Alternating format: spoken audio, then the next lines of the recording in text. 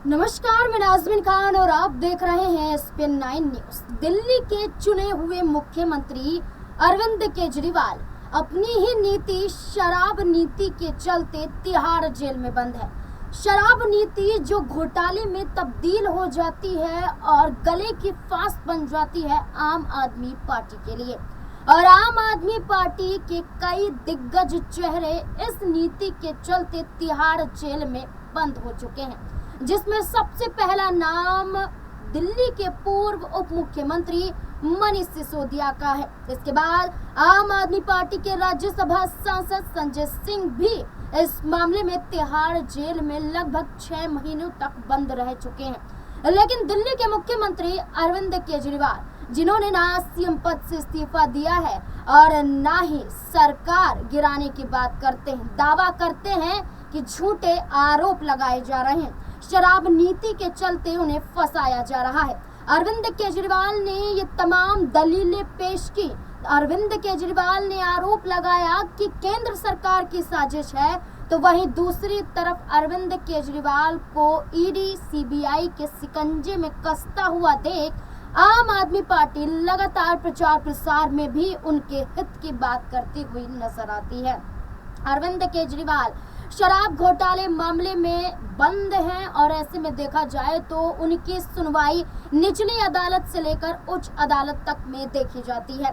Delhi Rouse revenue court से जहां ED अधिकारियों के तहत अरविंद केजरीवाल को राहत मिल जाती है, उनको जमानत मिल जाती है, लेकिन उनकी जमानत का विरोध करते हुए ईडी अधिकारी दिल्ली हाई कोर्ट का रुख करते हैं और दिल्ली हाई कोर्ट की तरफ से अरविंद केजरीवाल की जमानत याचिका पर स्टे लगा दिया जाता है। अरविंद केजरीवाल को जमानत नहीं मिलती है क्योंकि ईडी अधिकारियों के तहत मिली हुई जमानत के बाद दिल्ली हाई कोर्ट में चुनौती और वहीं सीबीआई केस में अरविंद केजरीवाल को राहत ना मिलना या कहें कि अरविंद केजरीवाल पर फैसला न आना इस और इशारा करता है कि जब तक सीबीआई केस में अरविंद केजरीवाल बरी नहीं हो जाते हैं तब तक अरविंद केजरीवाल को राहत नहीं मिल पाएगी। इसी संदर्भ में 29 जुलाई को अरविंद केजरीवाल के अधिवक्ता अभिषेक मनु सिंह भी कई ऐसी दलीलें पेश करते हैं जिसमें न सिर्फ अरविंद केजरीवाल को बचाने की बात की जाती है बल्कि दिल्ली के उपराज्यपाल वीके सक्सेना का नाम भी गूंजता हुआ नजर आता है। जहां ईडी सीबीआई अधिकारी अरविंद केजरीवाल की जमानत याचिका का विरोध करते हैं, जहां दावा किया जाता है कि अरविंद केजरीवाल को राहत नहीं मिलनी चाहिए क्योंकि अरविंद केजरीवाल सबूतों के साथ छेड़छाड़ कर सकते हैं, तो वहीं दूसरी तरफ देखा जाए तो अरविंद केजरीवाल को इंसाफ दिलाने के लिए उनके अधिवक्ता अभिषेक मनु सिंघवी ने साफ तौर पर यह दावा कर दिया है कि उपराज्यपाल वीके सक्सेना भी तो आरोपी हैं। अगर दिल्ली के चुने हुए मुख्यमंत्री आरोपी हैं तो उपराज्यपाल इस मामले में बच कैसे सकते हैं, जब शराब नीति की फाइलें या कहें कि दिल्ली में हर फाइलें उपराज्यपाल के पास से गुजरती हुई जाती हैं। केंद्र शासित प्रदेश में उपराज्यपाल की भूमिका बड़ी होती है और उपराज्यपाल का कद केंद्र सरकार के अधीन नजर आता है और इसीलिए दिल्ली में उपराज्यपाल और दिल्ली सरकार में तनातनी रहती है। यही मौका है कि उपराज्यपाल वीके सक्सेना द्वारा पहले शराब नीति फाइलों को लेकर पास किया गया, उसके बाद इसमें आरोप लगाए गए, कई घोटाले निकाले गए, ईडी सीबीआई की कार्यवाही करवाई गई और इसमें अरविंद केजरीवाल की पार्टी फंस गई। इसी को लेकर ये दावा किया जा रहा है कि उपराज्यपाल ने हस्ताक्षर क्यों किया, उपराज्यपाल वीके सक्सेना ने उस वक्त विरोध क्यों नहीं किया, क्यों अरविंद केजरीवाल का साथ देते हुए नजर आए थे। अब यहाँ पर अभिषेक मनु सिंघवी ने आरोप लगाया है कि दोषी तो वो भी है, इसमें सिर्फ अरविंद केजरीवाल क्यों है। इस पूरे मामले को लेकर मेरे सहयोगी क्या कुछ कहते हुए नजर आ रहे हैं, देखिए जरा। विनय कुमार सक्सेना द्वारा लगातार इस बात को कहा जाता है कि कहीं ना कहीं अरविंद केजरीवाल काम करना ही नहीं चाहते, वो काम नहीं करते हैं।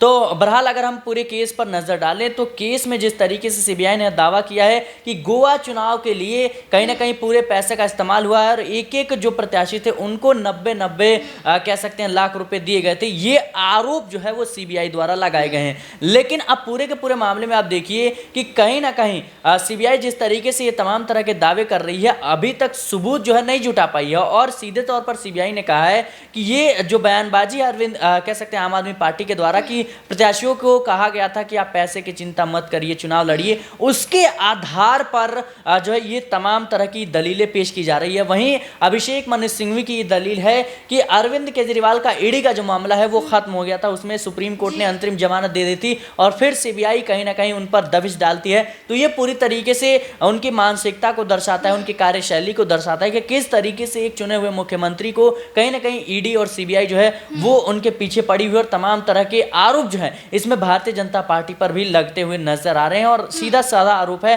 कि कहीं ना कहीं केंद्रीय एजेंसियों का जो उपयोग है, जांच एजेंसियां उनका जो उपयोग है वो भारतीय जनता पार्टी विपक्ष के नेताओं को गुमराह करने के लिए, परेशान करने के लिए कर रही है। बहरहाल सुप्रीम कोर्ट की बड़ी बेंच जो है वो कहीं ना कहीं ये फैसला सुनाएगी कि आखिर अरविंद केजरीवाल की गिरफ्तारी होगी या फिर नहीं होगी, अरविंद केजरीवाल दोषी हैं या फिर नहीं है। बहरहाल जो है देखा जाए तो वो सीबीआई रिमांड। अब अरविंद केजरीवाल को बचाने के लिए उनके अधिवक्ता अभिषेक मनु सिंघवी ने तो दलीलें दी, दलीलों में उपराज्यपाल का नाम भी जिक्र कर दिया, लेकिन ईडी सीबीआई की कार्यवाही के तहत मेरे सहयोगी ने दावा भी किया कि कैसे गोवा चुनाव के दौरान पैसों का इस्तेमाल किया गया।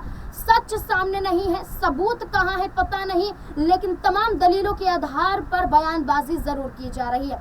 और इसी कवायद में अरविंद केजरीवाल को बचाने की मुहिम में उनकी पत्नी सुनीता केजरीवाल भी नजर आती है। राज्य दर राज्य पहुंचकर चुनाव प्रचार के दौरान अपने पति और दिल्ली के मुख्यमंत्री अरविंद केजरीवाल को लेकर कई बड़े बयान देती हुई नजर आती है। ऐसी हरियाणा में चुनाव है और हरियाणा में चुनाव के बीच या कहें चुनाव से पहले सुनीता केजरीवाल अरविंद केजरीवाल को लेकर कई बड़े संकेत देती हुई नजर आती है। सुनिए जरा। पंजाब में दोनों जगह सरकारी स्कूल अच्छे कर दिए आपके बेटे ने, शिक्षा इतनी अच्छी कर दी, गरीबों के बच्चों का भविष्य ऊंचा कर दिया, इलाज के लिए जगह जगह मोहल्ला क्लिनिक बना दिए, सरकारी स्कूल सरकारी अस्पताल अच्छे कर दिए जहां दवाइयां फ्री मिलती है, इलाज अच्छा होता है।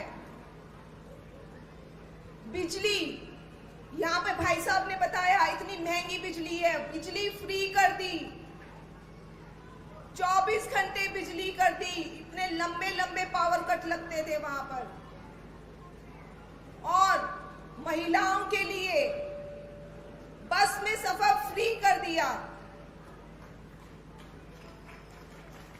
बुजुर्गों के लिए फ्री तीर्थ यात्रा का इंतजाम कर दिया और अब जल्दी ही महिलाओं के लिए, माताओं के लिए, बहनों के लिए हर महीना हर हजार रुपया देंगे। ढेर सारे काम किए हैं आपके बेटे ने, हरियाणा के लाल केजरीवाल ने। अब मैं आपसे पूछती हूं, कोई और पार्टी है जिसने सरकारी स्कूल अच्छे किए हो? कोई और पार्टी है जिसने अस्पताल अच्छे किए हो, मोहल्ला क्लिनिक खोले हो? कोई और पार्टी है जिसने बिजली फ्री की हो, जहां 24 घंटे बिजली आती हो? ये सब काम देश में सिर्फ एक ही शख्स कर सकता है, आपका हरियाणा का लाल केजरीवाल। अब सुनीता केजरीवाल ने दावा किया, अभिषेक मनु सिंघवी ने दलीलें दी और यहाँ पर ईडी सीबीआई के आरोप। क्या लगता है अगली सुनवाई 8 अगस्त को क्या अरविंद केजरीवाल को राहत दिला पाएंगी या फिर नहीं? इस मुद्दे को लेकर आपकी क्या राय कमेंट सेक्शन में जरूर बताएं। देखते रहें SPN9 न्यूज़। धन्यवाद।